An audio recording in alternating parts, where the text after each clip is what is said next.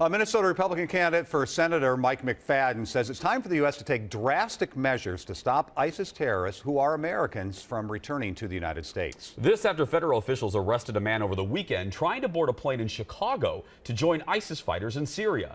As Pat Kessler reports, McFadden says the government should be required to revoke American passports of ISIS fighters. The FBI says at least a dozen Americans are fighting for the terrorist group ISIS, including at least one Minnesotan who recently died in battle. Republican Senate candidate Mike McFadden says the U.S. government should revoke their passports so they can't return. That if you leave this country to join a terrorist organization, we will take away your passport, period.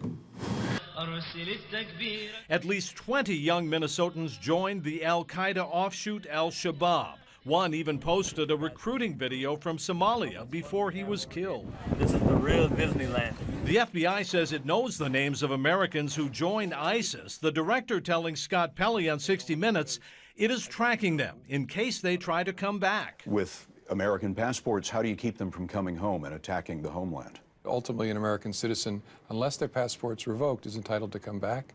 So someone who's fought with ISIL with an American passport wants to come back, we will track them very carefully. McFadden says Minnesota's vulnerable to terrorists returning to the Twin Cities and that the U.S. should move quickly to stop them at the border. When we have intelligence that show that they have gone to these camps where they're trained to become ISIS fighters, that at that point in time their passport would be revoked.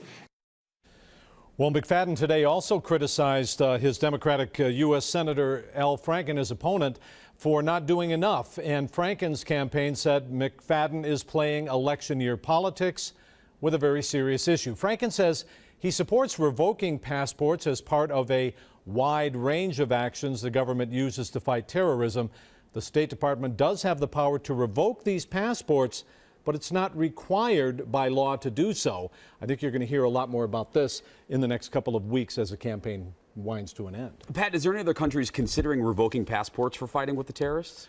You know there are, and there are other places around the world. Canada and the Netherlands have already done so, and some countries in the European Union are considering it. But if American and European terrorists get ISIS training and they try to return to their home countries and cities like Minneapolis, this could cause very serious security problems. But revoking passports is one tool that the State Department has. They can do a lot more also. Absolutely. Pat, thank you so much. You bet.